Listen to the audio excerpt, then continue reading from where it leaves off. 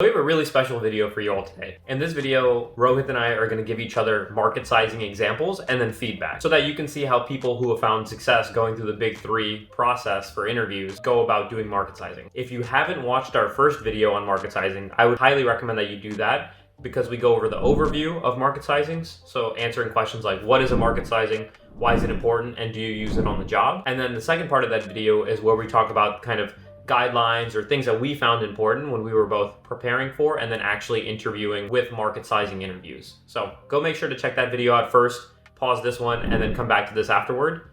But for those of y'all who already checked it out, let's dive right in. So first I'll give Neel a market sizing case and then he'll give me one and then we'll end it there. So let's dive right in. So the market sizing case is Lime Scooters wants to come to Dallas. Okay. And they want to figure out how many scooters they should place in the Dallas downtown area. And for all of you who don't know what Lime Scooters is, it's a company that creates these electric scooters, which you can ride around, downtown Dallas or whatever street you're on, and they're pretty fun. So yeah, totally. Okay, cool. I guess before diving straight into being able to answer this question, I'd like to ask some clarifying questions. The first one is, what is their overall goal? Are they just trying to get people introduced to the Lime brand via the scooters so that they can then introduce new products, as well as things like how much does it cost per scooter? And then how much profit or revenue are we hoping to generate? So the initial goal is we just want people who walk from an office to another or to get food to use Lime Scooters instead. Right. We don't care about profitability right now. We're just trying to get people to use the scooters. Okay, cool. That makes sense. Could I have maybe a little bit to just structure my thoughts and get back to you? Cool. Sweet.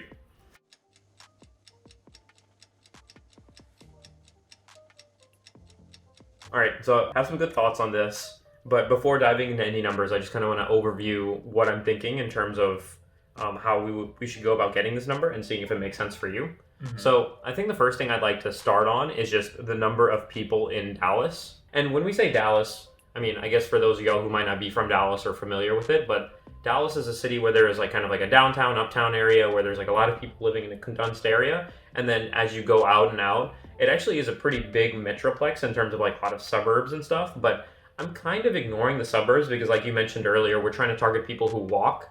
People who live in the suburbs in Dallas all own cars. And if they're walking, it's because they're walking their dog or something. They're not going to work. Yep. And so I really just want to focus on central, downtown, uptown areas. And then from there, I would like to think about how many people at the kind of peak demand times that we want people to be using our scooters are going to be out and about. So what percentage of the people who live in Dallas are out and about during those times? And those times that I'm thinking about, kind of in the mornings and in the evenings whenever people are going to work or people are coming back from work, or times in the weekends where people are out and about, kind of out drinking and partying and that kind of thing. Mm-hmm. And maybe are going to a club or something, but don't want to Uber there because it's too expensive, but they don't want to walk because it might be too cold or too far of a distance. So they'd rather climb or use our scooters. True. So that's kind of the second thing.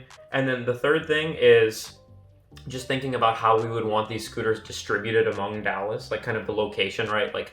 We don't want all of our scooters in one place. And so just thinking if the area of Dallas kind of implies that we need a little bit more scooters or a little bit fewer scooters because the density is really high or low. Does that make sense? Sure. So applying numbers to these, I think I'm not going to make it too complicated from the beginning, but I guess even first before applying numbers, does that make sense to you? Yeah, that makes sense. Okay, yeah. Cool. So I think the first thing is just estimating the number of people in Dallas, especially in the uptown, downtown area. Now I know in the whole Fort Worth metroplex, including a bunch of suburbs as well as Fort Worth, which is another top 10 large city in the US, it's about 7, 8, maybe 9 million at the most. Mm-hmm. But I know most of that is in suburbs. A lot of that is in Fort Worth. So I think when it comes to Dallas, it's anywhere from, I would say, 500,000 to 1 million. But I think to be conservative and also because I think the uptown and downtown areas are relatively small locations, mm-hmm. I'll go with 500,000. So 500K people.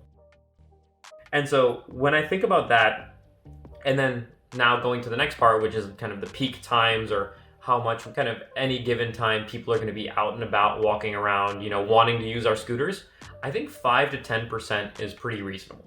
And the reason I say that is because maybe there might be quarter of Dallas, on those peak times are out and about, but not all quarter of them are going to be using our scooters. There's no way, right? We can't ever assume that. A lot of these people already have cars. A lot of these people are in walking distance. There's nothing you can do to change those people. And a lot of these people also work in consulting or other professional services where they're flying. So they're not actually using scooters. they're going to be Ubering to the airport, to the hotels, whatever it might be.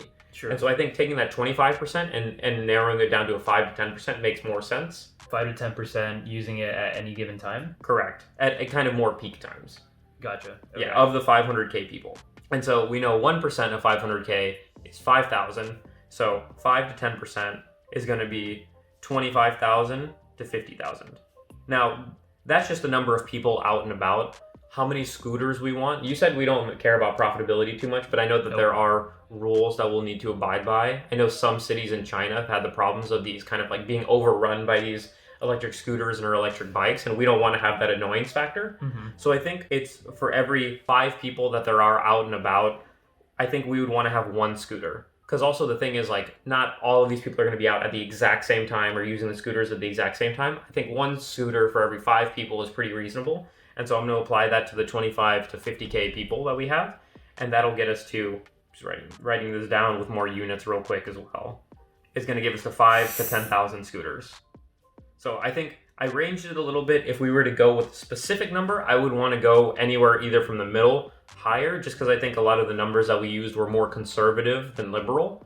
And so I would want to go with a higher end of scooters. If I had to put one number, I would say 7.5 thousand scooters for the city of Dallas.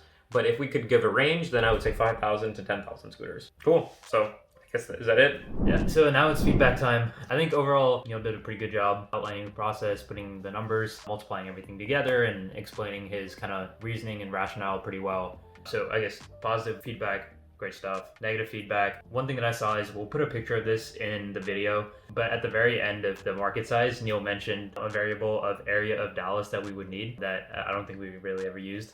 Yeah, not really. I mean, we talked about it, like how I restricted it from not being the suburbs or anything, but what I meant by that was that I wanted to do something about trying to estimate, the size of Dallas in square miles, and then from there trying to see how many scooters we would need per square mile. Which honestly, now that I'm talking it out loud with y'all, that probably would have been a better approach, but yeah, no, I didn't use that. So it's a good point of feedback that Rohit mentioned. And then I think the other thing was the final number that we came to, which was 7,500 scooters. I actually don't know how many scooters Lime has in Dallas, but as like a quick gut check, that number sounds a little high. And kind of my reasoning behind that is, if you look at like downtown Dallas and you assume that it's like 10 square miles, that essentially means that there's 750 scooters for every square mile. And that number just sounds a little high, but then again, there are a lot of people that are just like out and about walking around, and at any point there are probably more than 750 people in any square mile that are walking around. So maybe it's not an unreasonable number, but I think maybe the takeaway from this is you want to be thinking about that critically while you're doing this market sizing, and I'm sure Neel was,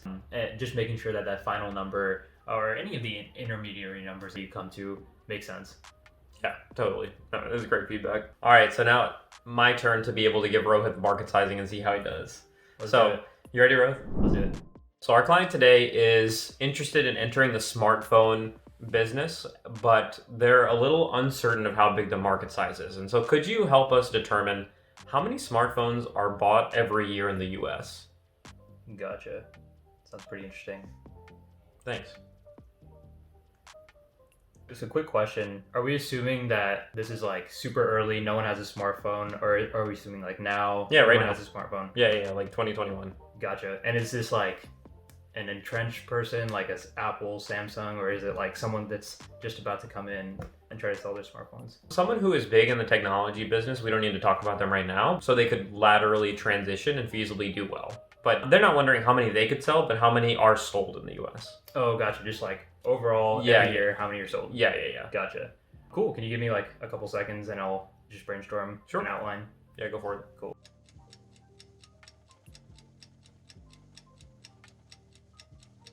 So overall, kind of an overview. We can start with the number of people that live in the US. Mm-hmm. From there, we'll kind of filter it down to the number of people in the US that use smartphones. And then we'll filter it down to how often a person buys a smartphone. If they buy one every 10 years, we'll just divide that number by 10 and get to the final number. Does that kind of make sense? Yeah, perfect sense. So let's start with the number of people in the US. Does 300 million sound like a good Let's use 330. 330? Okay. Yeah, try to be a little more accurate. Cool. So we can start with 330 million people in the US, and then we'll filter it down to the number of people that use smartphones. Mm-hmm. And so I would say, like, assuming people, 0 to 80 in the age range of Americans, 0 to 10 probably doesn't use a smartphone. So we can automatically take out, let's say, about 10% of the population. I'm assuming, so instead of doing an eighth, I'm doing 10% because they're boomers and a lot more people on the older spectrum. Okay. So we take out 33 million just out of the 0 to 10, and then from the 10 to 80, let's say 90% of people use smartphones. Okay. And I think 90 is a good estimate just because almost everyone I know has a smartphone, and they're pretty cheap these days, and I think it's honestly pretty hard to get by with that one. So does that sound fair? Yeah, sounds good to me. Cool. So taking out 10% of 330, so we just subtract 33, we go down to 297, and then from there we just take out another 10%, so we subtract 29.7 from... You can round. Okay, cool. We'll take out 30, we'll go down to 267 million people that use smartphones in America. And from there, let's go to how often a person buys a smartphone. I would say, for me personally, and from what I've seen, people probably buy one every 3 years. That's, I think, a pretty good life cycle for a smartphone. So we'll divide this number by 3. So 267 divided by 3, that's 270 is 90. So 267 is 89 million people buying smartphones every year. And yeah, I think that number sounds pretty reasonable, considering that, if we start with, you replace a smartphone every 3 years, you divide 330 by 3, that's 110. 89 is about close to 110, so that sounds about right. Cool. Sounds good. Awesome. Now time for feedback. Hopefully I can remember everything, but it was quite a short one, and I think Rohit did a fantastic job. This is a relatively straightforward market sizing, but one in which if you're either a little nervous or don't know exactly where you should go, you could make it much more complicated than you need to. For example, in market sizings, there will always be opportunities where you can branch. And what I mean by that is Rohit kind of did that a little bit with talking about the percentage of people who have smartphones. For example, he did population 0 to 80. Some people might have broken it up into 0 to 20, 20, 40, et cetera, so into fourths, and then assumed a percentage within each group that owns a smartphone. That could be one way of doing it, but that then gets complicated, right? Because then let's say you have a certain percentage that's different for each of the 4 groups.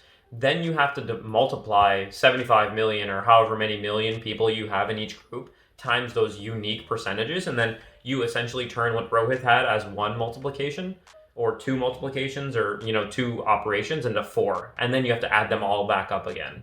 You know what I mean? So that's one way where Rohit could have become much more complex but didn't, which is good. You'll just have to make the right judgment call on when is the right time.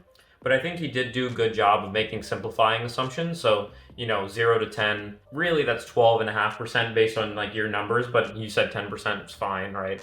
Just assuming that the US population is skewed more older than younger. That's okay, right? And then he also made another simplifying assumption that of the rest of the people, 10 to 80, that only 90% own smartphones. Again, that's totally fine. I think one place that you can always add more nuance where Rohit could, it's not something that necessarily would have been a negative thing on him, but for example, he could have mentioned the fact that some people have multiple phones, right? But that number is so small, right? It's mainly just people who are in business, and some of those people might account for people who don't have phones. Maybe it's more than 10% of people who don't have phones. Maybe it's 12 or 15%, but the people who have 2 phones kind of make up for it, right? Right. And so that's another thing that he could have brought up as kind of showing that next level of detail. Not super necessary, but just a way to do that and not actually add any more math to his life. And then the last thing, he went from the number of smartphones being used to kind of a recycle rate or a lifetime. Again, number that he used every 3 years makes sense, resonates with me. I'm sure it resonates with most of y'all. The only other thing he could have potentially added there is just acknowledging the fact that that is not for everyone.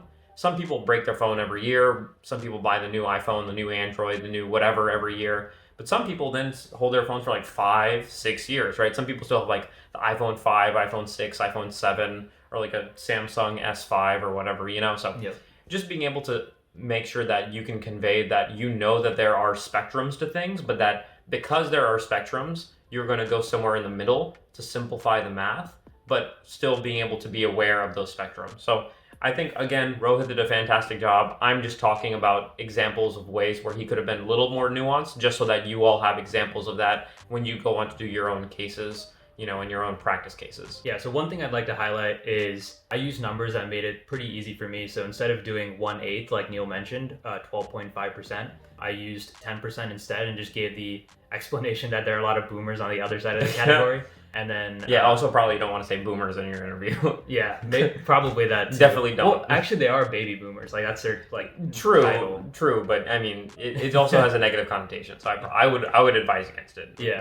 Yeah, maybe don't say boomers. And then also the other time was instead of saying 95% was probably more accurate than 90. I just said 90, so the math would be easier. So try to make your math easier is like the general gist of what I'm saying. And then also the second thing is when you're doing divisions, so I had to do like, let's see, 267 divided by 3. Just try to get to like the closest easily dividable number. So what I was doing was, okay, like 270 divided by 3 is 90. That's super easy to calculate. And then 267 is just one lower than that. So that's a pretty easy way to just do division. And when he said 1, he means like one grouping of 3, right? Because Exactly. if something's 3 away from something and then you divide it by 3, then you only have to make a difference of 1 at the end. Yep. Yeah, Probably clarifying. Yeah, so that was the only other thing. Cool. Yeah, and that's it for me as well. So hopefully this was useful for you all as you go and do your own market sizing practice and interviews. If there are any places where you might have disagreed with how Rohit and I did it, let us know down below, because you all are really smart and oftentimes have better ways of doing things than we did. So we'd love for y'all to hear it, and I'm sure everyone else would as well. But otherwise, let us know down below in the comments what you would like us to do next. And yeah, we'll see you guys next video.